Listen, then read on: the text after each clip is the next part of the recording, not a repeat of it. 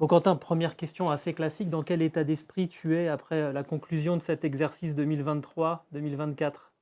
Ah, partagé entre plusieurs émotions parce qu'il y a eu des choses, des très belles choses, les mondiaux, la deuxième semaine des mondiaux qui était magnifique.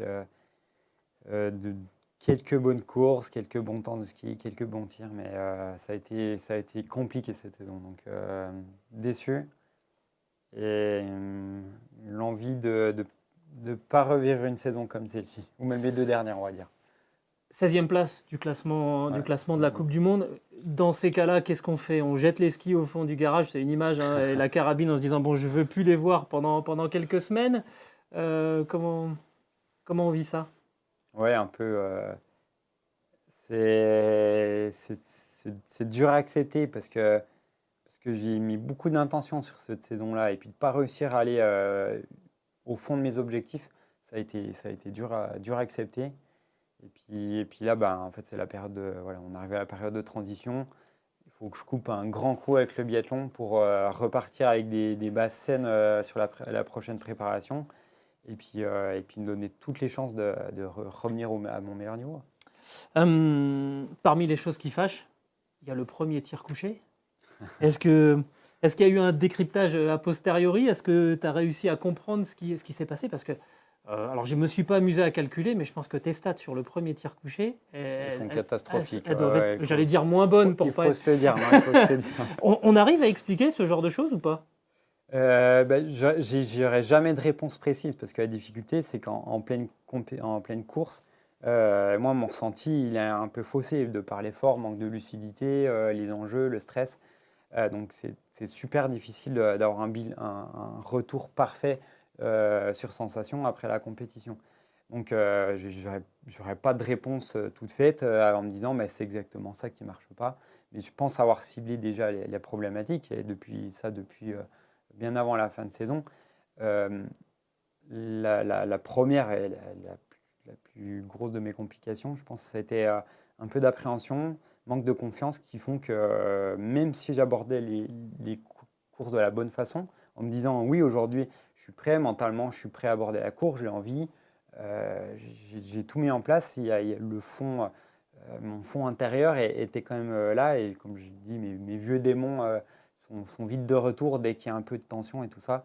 Et donc, je pense que le premier tir, ben, il y a toujours plus de tension sur les autres, même si je veux bien faire, ou ni trop, ni pas assez, mais faire Une les bonnes choses. frontière à franchir sur cette Non, première mais balle? ça, c'est ancré au fond de moi-même et c'est des choses que, quand je suis en pleine confiance, comme en 2021-2022, les choses se déroulent bien. Hmm. Et là, ça a toujours été vraiment poussif. À chaque fois, j'ai une bonne espérance à la course suivante de recréer quelque chose de super positif et de bien construit. Mais voilà, le fond est là. Et justement, je vais essayer de recréer quelque chose de plus fort par rapport à tout ça et revenir sur ce que je sais faire. Donc, bosser en priorité ma confiance, puis ma confiance, continuer à évoluer sur les parties techniques. Voilà, parce que parce que, On- parce que du coup, l'été de préparation a été très bon. ouais. Et du coup, ça a été super frustrant de me dire, ben, j'ai fait parmi les meilleurs stades de l'été de préparation et de ne pas réussir à les mettre l'hiver. On va y revenir. Euh, moi, j'ai eu le sentiment, on suit ça évidemment attentivement, mais forcément avec un petit peu de distance, et j'ai eu le sentiment d'une pression assez colossale, euh, un peu sur chaque début de course, mais au début de la saison sur vous, les athlètes, et sur toi, parce que tu fais partie de ceux qui ont aussi conduit au changement de staff, sur tout le staff aussi, où on sentait qu'il y avait une sorte de poids. Ça vous a coûté de l'énergie, ça aussi, où vous avez. On vous a entendu dire non, non, mais on sait faire. Moi, j'ai quand même le sentiment que ça vous a mangé de l'énergie et que par moment, c'est ce qui fait tomber la pièce du bon côté ou du mauvais.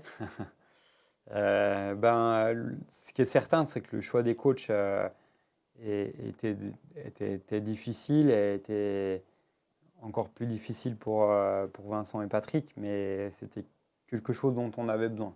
Et on ne l'a pas fait parce qu'on avait envie de faire les petits stars ou parce qu'on a envie C'est pas un caprice. de faire de la comédie ou du cinéma. Non, non, ça n'a pas été un caprice. C'était quelque chose qu'on a cogité un petit peu durant la dernière préparation, sans forcément au début dire on veut absolument changer de coach, mais il y a certaines choses qui nous déplaisaient. Puis après, on a des saisons, une préparation un peu plus compliquée. Et puis, ça nous a encore plus poussé à prendre cette décision, mais on l'a pas prise.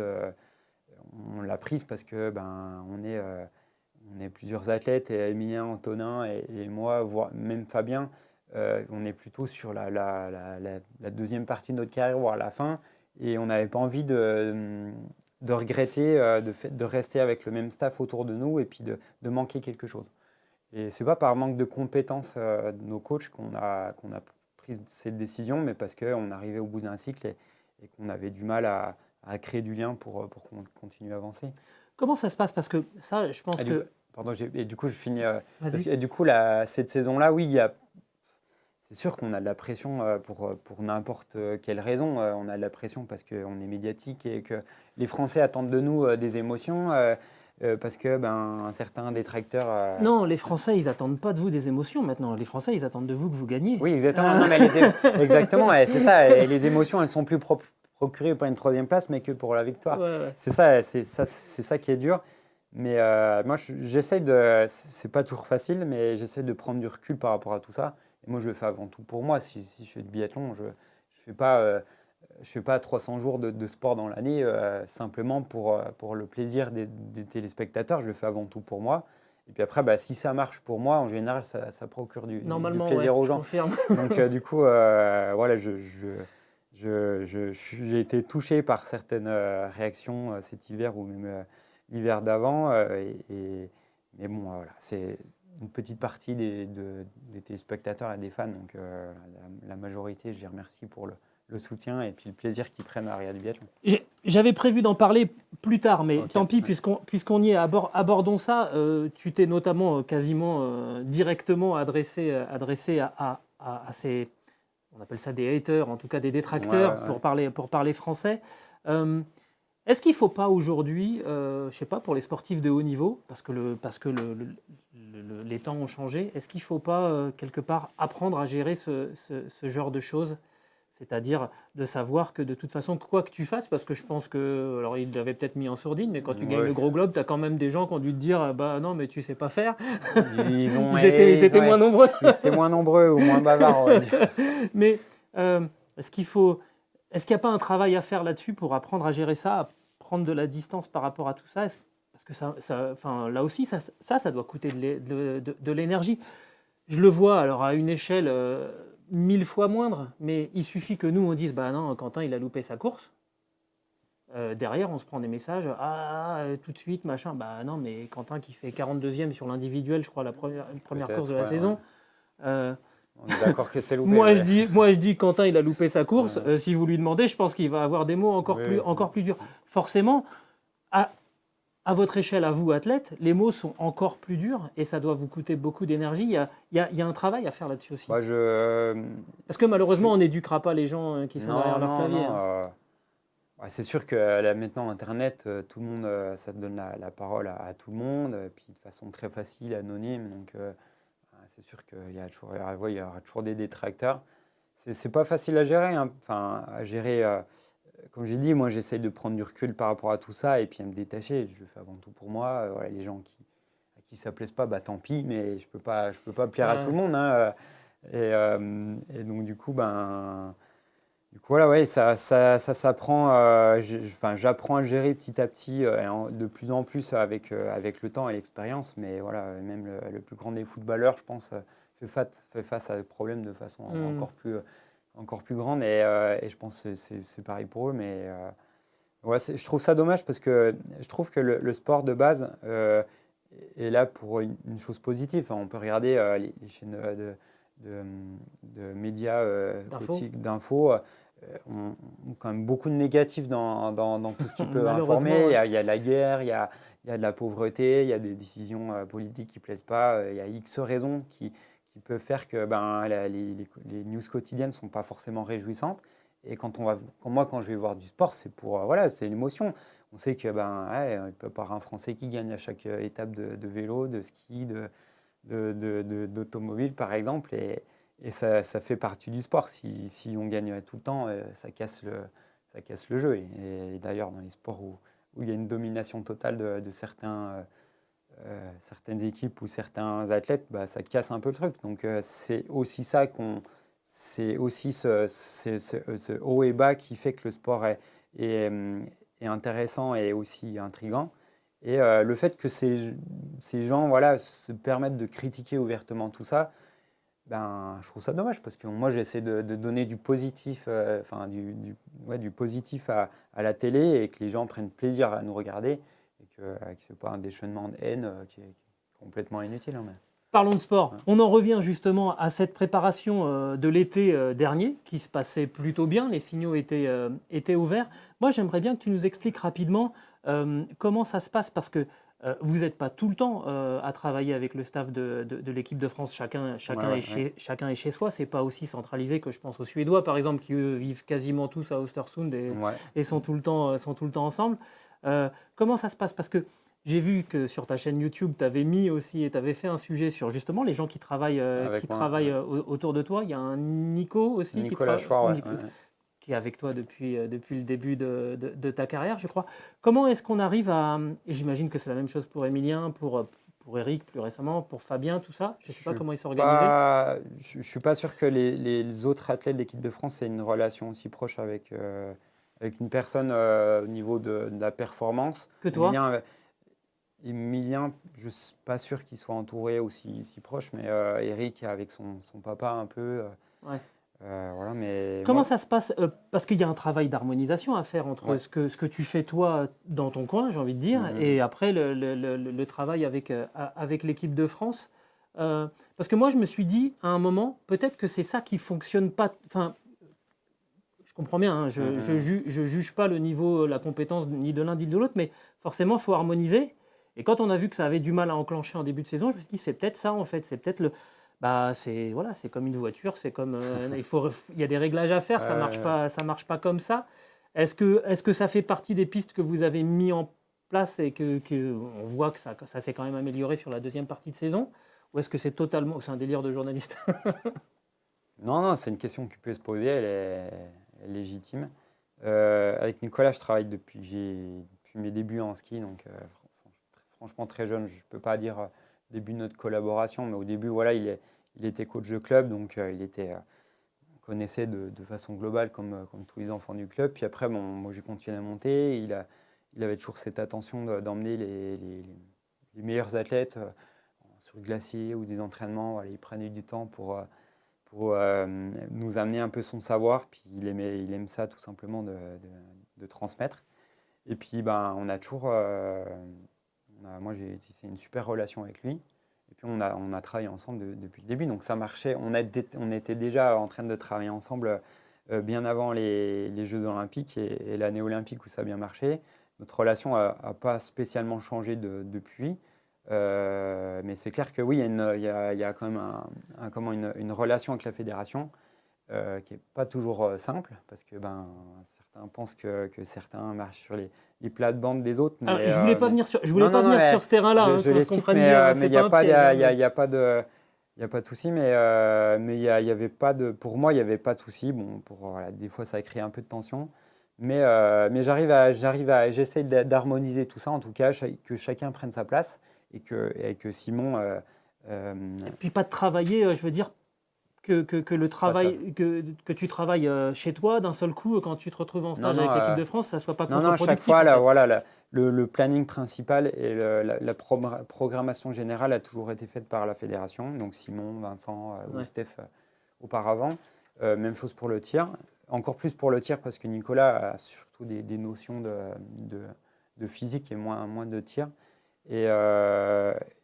Et cette année, non, ça n'a pas été un problème d'harmonisation parce que je trouve que le dialogue entre Nicolas et Simon a été très bon. Donc on a essayé de chercher ensemble comment faire tout ça. Mais ouais, si j'avais une réponse toute faite sur mes contre-performances, ce serait trop facile. Mais je commence à... Voilà, faut apprendre à. Ouais, il y a eu des complications, des grosses fatigues après les Jeux Olympiques. Je suis allé vraiment. J'étais déjà très fatigué après la saison. Puis après, j'ai été les quelques semaines qu'on suivi bien sollicité, un peu trop. Et j'ai mal géré le temps de récupération derrière, ce qui fait qu'engendrer une certaine fatigue.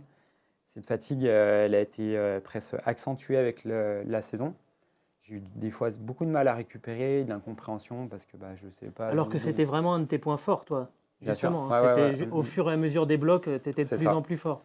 Et du coup, on arrive après sur la dernière préparation qui ne s'est pas si bien passée que ça.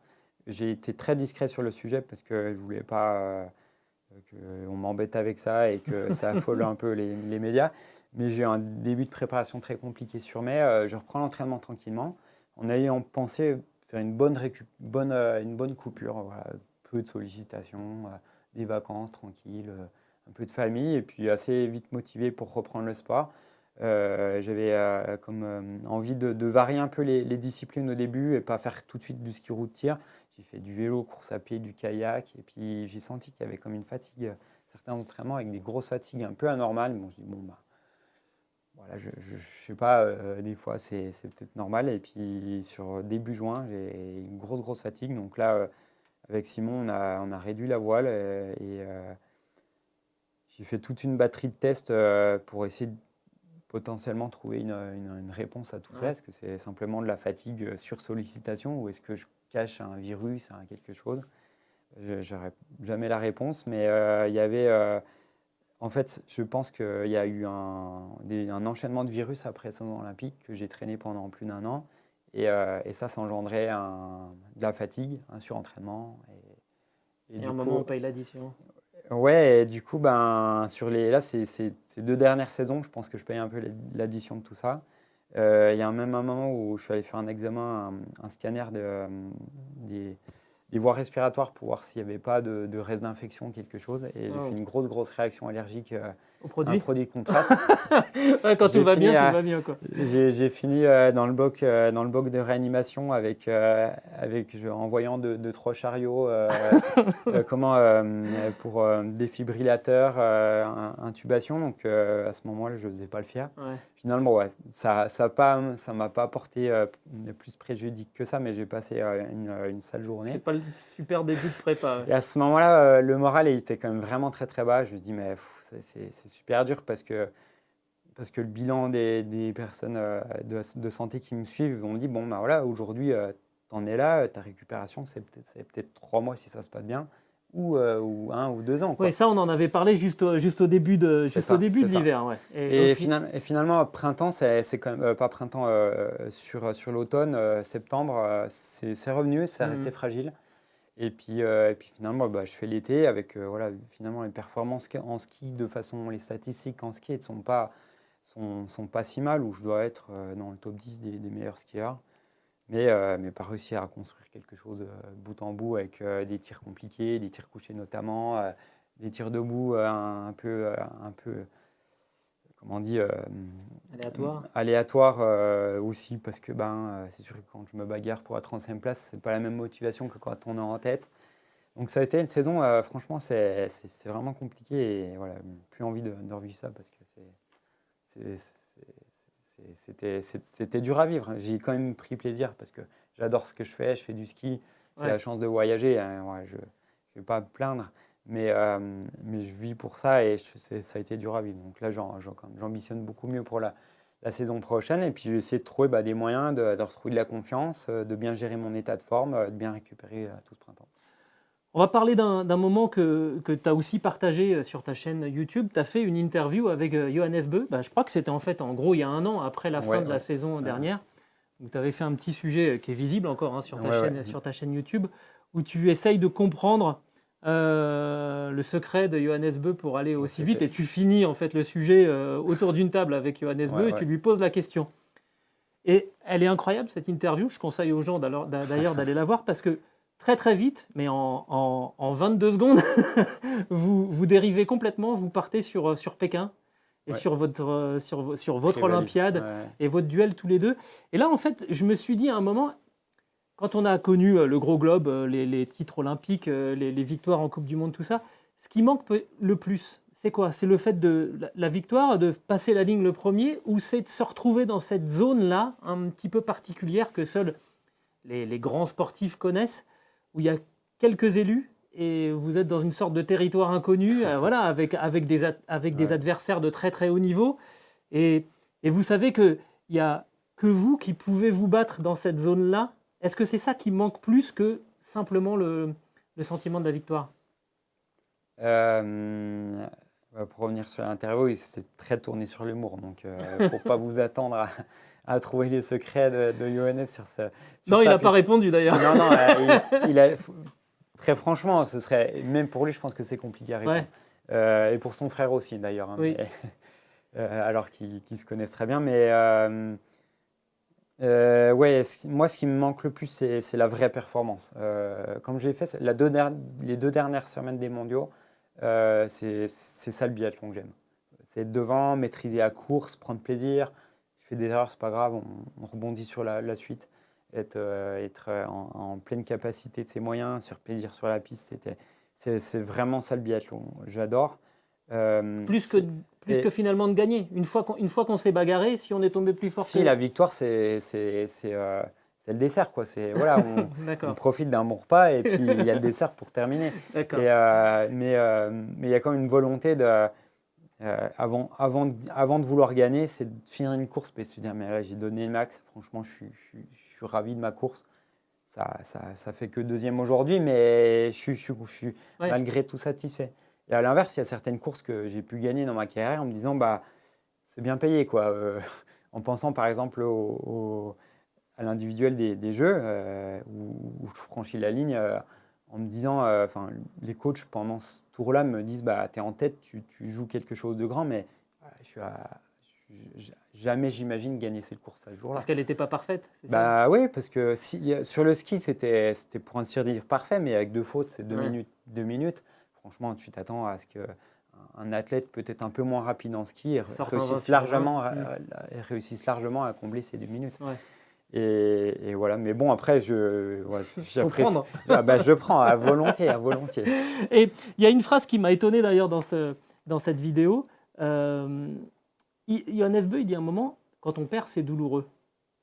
Ce mot de douleur, on le perçoit quand on te voit après une course. Alors pas forcément à chaque course, mais tu le portes sur toi. Enfin, je pense que tu joues pas au poker parce qu'en fait, on lit sur ton visage absolument tout ce que tu ressens.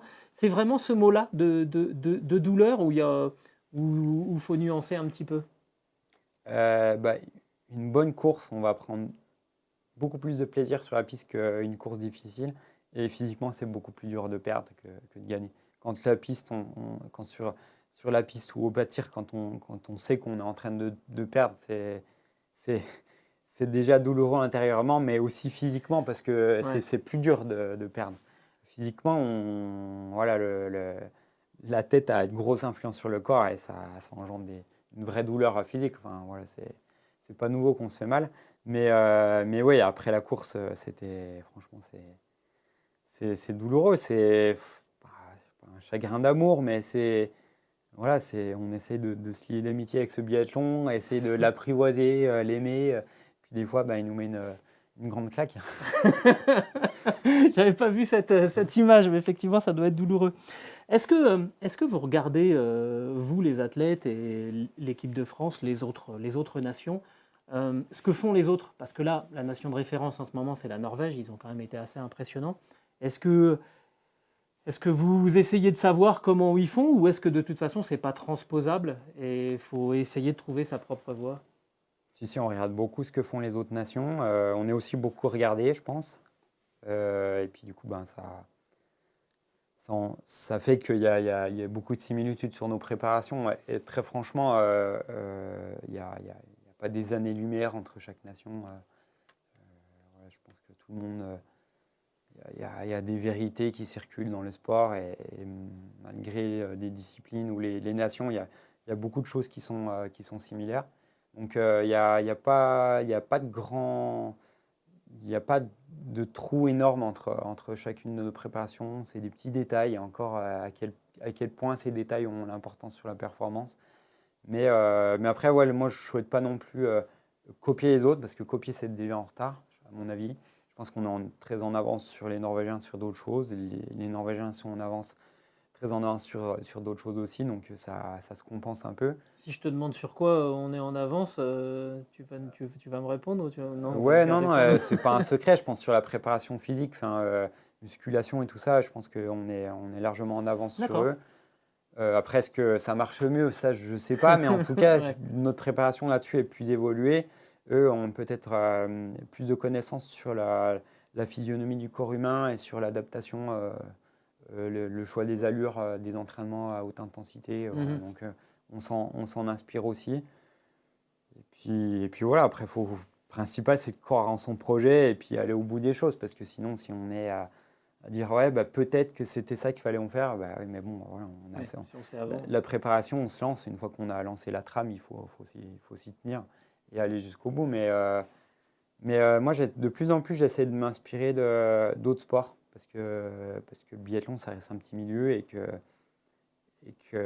qu'on a beaucoup à apprendre dans des sports qui ont énormément de moyens, type le vélo, qui, eux, poussent la performance à des extrêmes. Alors, est-ce qu'on doit faire exactement comme eux? Non, parce qu'on est un sport différent. On fait Ouais. pas si, on Ils fait s'arrêtent pas, pas. ils s'arrêtent pas pour tirer sur des cibles. Bah non, ils ont des efforts de 6 heures ou sur du VTT plus court, du cross-country ou du cyclocross par exemple, qui est plus similaire, mais oui, il n'y a pas la partie tir. Mais après, nous, il y a un aspect technique qu'eux ont moins peut-être, la gestion Ouais. de notre équilibre, des techniques qui est très important, qu'il est moins en vélo. Donc les particularités de chaque sport font leur beauté c'est toujours intéressant d'aller voir Des un peu choses ce à qui se prendre. passe ailleurs. De quoi on a besoin là quand un hiver comme ça se termine, où ça s'est encore vraiment enchaîné, en plus avec des conditions de ski, j'ai trouvé quand même cette année régulièrement très difficile. Ça arrive de temps en temps un peu au printemps, là, même pendant le mois de décembre, janvier, Ouais. il y a eu des conditions de ski difficiles. De quoi on a besoin là quand on est Quentin Fillon-Maillet? C'est vraiment de partir. Tu vas faire quoi? J'ai pas envie de savoir où tu vas en Ouais, vacances pour venir t'embêter, mais tu vas partir au soleil ou ouais, je sais pas. vacances, profiter de mes amis, couper un peu du biathlon, même si voilà, je suis déjà dans mes jours de vacances et lundi, il y a un contrôle antidopage pour mon premier jour de, Cool. de repos. Ma copine a un peu pesté contre le contrôleur dont ce n'est pas de sa faute, mais ouais, c'est clair que le matin. En général, ils arrivent pas à 10 h le matin en plus. Non, ils arrivent plutôt de bonne heure et surtout qu'on comptait un peu traîner au lit ce jour-là parce que ça fait longtemps qu'on ne l'avait pas fait. Mais et du coup, voilà. Et puis après, prendre du temps avec mes amis, récupérer en fait. Je vais essayer de m'obliger à pas faire de sport ou pas trop pour vraiment récupérer et puis après reprendre avec plein de motivation sur mes. Voilà. Une dernière question qui est un peu délicate, mais qui est en rapport justement avec l'idée de récupération. Tu as passé le cap de la trentaine, tu vas avoir 32 ans cet été, pendant la trêve estivale. Justement, peut-être qu'on se régénère un tout petit peu moins vite à 32 qu'à 29 ou à 30 ans. Tu te vois aller. Tu commences déjà à réfléchir un petit peu jusqu'où tu te vois aller. Alors, on a l'exemple de Tariebeu qui montre qu'on peut être à très très haute intensité Ouais. largement après 32, 31 ou 32 ans. D'ailleurs, s'il arrêtera, c'est pas à cause de son niveau pour le coup. Non, Ouais. ouais. On sait pas d'ailleurs en fait. Il s'est pas encore prononcé Ouais. officiellement sur la suite de sa carrière. Ouais. Quand j'échange avec nos consultants, et notamment avec Florence Bavrel, elle a dit que, ou c'est Sandrine Bailly aussi, il pourrait arrêter en fait le jour où son frère arrêtera en disant bon bah voilà, c'est bon, on a fait le tour, on s'arrête ensemble. Ça, c'est difficile. Franchement, je sais pas. Non, parce que toi, si... t'as pas ton frère t'as pas Non, un non, de tes frères ou sœurs sur le circuit. J'aurais pu en avoir, mais un de mes deux frères, ouais, mais ça s'est pas fait, c'est bien dommage. Je ne sais pas si la décision de Tarier sera étroitement liée avec celle de son frère Ouais. et sera déjà étroitement liée à sa vie de famille. Parce que quand on s'est quitté à Munich en rentrant du Canada, il nous a dit, il nous a fait comprendre qu'il n'avait pas encore pris de décision. Donc je pense qu'il annoncera ça Ouais.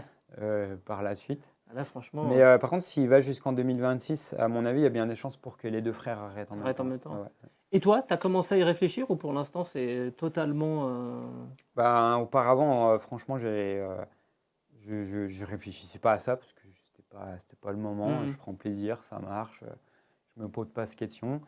Pas de questions. Là, je me projette un peu plus, mais il y a encore beaucoup d'interrogations. Donc, il y a 2026 de sûr, si j'y suis, bien entendu. Ouais. Avant. La question ne sera pas là. J'espère qu'elle sera plutôt à aller chercher des médailles. Mais Mais il y a 2030. il y a 2030 et franchement, si le niveau est là, si mon envie est là et ma vie perso aussi, je pense qu'il y a je dis pas non. Hein, voilà. C'est un projet qui me motive. Après, dire que c'est vraiment le seul truc qui va me tenir jusqu'en 2030, peut-être que j'arrêterai en 2028 parce que ben, 2 ans de carrière au niveau, c'est pas rien. Ouais. Mais je ne sais pas encore, je vais aller jusqu'en 2026 et si ça continue voilà, avec des beaux résultats, de la motivation, et puis comme j'ai dit, ben, si tout s'aligne, je ferai en sorte d'être en 2030. Il faudra adapter un peu voilà, avec un corps qui vieillit un petit peu, hein, même si j'ai que 31 ans, mais oui, il faudra adapter un peu tout ça, la préparation, la vie de famille. On voit un Lucas Offert notamment qui est revenu, Ouais. en grande forme alors qu'il était vraiment fantomatique l'année C'est dernière. ça. Ça aussi, c'est un exemple comme quoi on peut vraiment Exactement. rebondir. Ouais, exactement. Ouais. On regarde ces choses-là quand on commence à avoir passé le cap de la trentaine Ouais, ou pour l'instant c'est très ouais. loin? J'aime pas trop, me pencher là-dessus parce que ça me fait dire qu'on est vieux alors que j'ai que 30 ans Oui, c'est et que ça. c'est Il faut simplement aussi relativiser aussi. et Björn Dahlem est champion olympique à 40 ans. Il y a des très bons athlètes qui sont encore sur ce circuit maintenant. Tarier en fait l'exemple parfait et il ne s'est pas posé de questions. Donc voilà, l'âge en fait c'est relatif. Hein, je me pose pas de questions, mais moi je fais du biathlon parce que j'adore ça et c'est pas parce qu'on passe 32 ans qu'il faut dire qu'on est foutu, quoi. On va prendre les médailles que tu as ramenées des championnats du monde. J'ai une petite question à te poser sur les médailles. Alors, sur celles-ci, donc, qui viennent de Nové Mesto, hein, les 2 titres sur les 2 relais mixtes, ouais. et puis les 2 troisièmes places pour le relais masculin et pour la Mastart. C'est ça. Ouais. Est-ce qu'il y a des je pense aussi à tes médailles olympiques. Est-ce que tu as des relations particulières avec ces objets? Est-ce que par exemple tu leur parles? Je connais un athlète qui a été 4 fois champion olympique, qui met ses médailles au coffre, qui va les voir de temps en temps et qui leur parle. Non, pas du tout. ça fait plus plaisir aux gens qui m'entourent et aux personnes qui me suivent de les toucher, les voir de les avoir. que moi. Voilà. Ouais. Moi, c'est. Elles sont où tes médailles olympiques par exemple? Elles sont chez moi pour le moment, mais il n'y a pas de. Je sais pas. Voilà, franchement, je vais pas aller regarder de temps en temps me dire waouh, c'est un objet magnifique. Même si les médailles sont belles, mais c'est plus ce qu'elles représentent. Je vais prendre beaucoup plus plaisir à aller me faire un replay de courses, de belles courses aux Jeux Olympiques qu'en aller voir la médaille. Il y avait des bons commentaires sur tes courses aux Jeux Olympiques ou pas? Je prends un risque là. Les seuls replays que j'arrive à avoir sans trop de soucis, c'est sur YouTube et il y a 0 commentaire. C'est vrai? Ouais. Oh, c'est nul. Si tu me trouves les commentaires d'Eurosport, on va te les renvoyer. Et donc, non, mais j'aime bien. Je vais surtout les regarder pour m'imprégner des sensations que j'avais à ce moment-là. Qu'est-ce que je ressentais, comment j'étais, comment j'abordais le départ, qu'est-ce que j'ai fait stratégiquement et tout ça. Et ça me fait plaisir. Je me les remets de temps en temps avant de partir à une course à quelques heures du départ pour me réimprégner de sensations positives. Ouais, c'est marrant ça. Ouais. C'est intéressant. Et ça t'arrive pas de regarder des courses où éventuellement tu as fait une erreur qui t'a coûté quelque chose en te disant tiens, il y a peut-être quelque chose à apprendre? De façon Il faut globale. être un peu masochiste. Mais... Non, de façon globale, je regarde toujours des bonnes courses. Ouais. Et puis, de toute manière, les mauvaises, on est beaucoup moins filmés. Donc, c'est très clair. Et ça m'arrive d'aller regarder des courses que j'ai pas couru ou j'étais pas devant pour aller voir un peu ce qui se passait en tête, revoir des stratégies. Et ouais, c'est vrai, remarque, ouais. voir éventuellement des athlètes qui ont défailli. Les rebondissements ou juste pour l'émotion des fois. Ouais. Hein, Ouais, parce que ça te plaît quand même le biathlon. Ah bah oui, non, Accessoirement, on ça, oublie un peu ça. Et oui, du coup, pour ces deux médailles,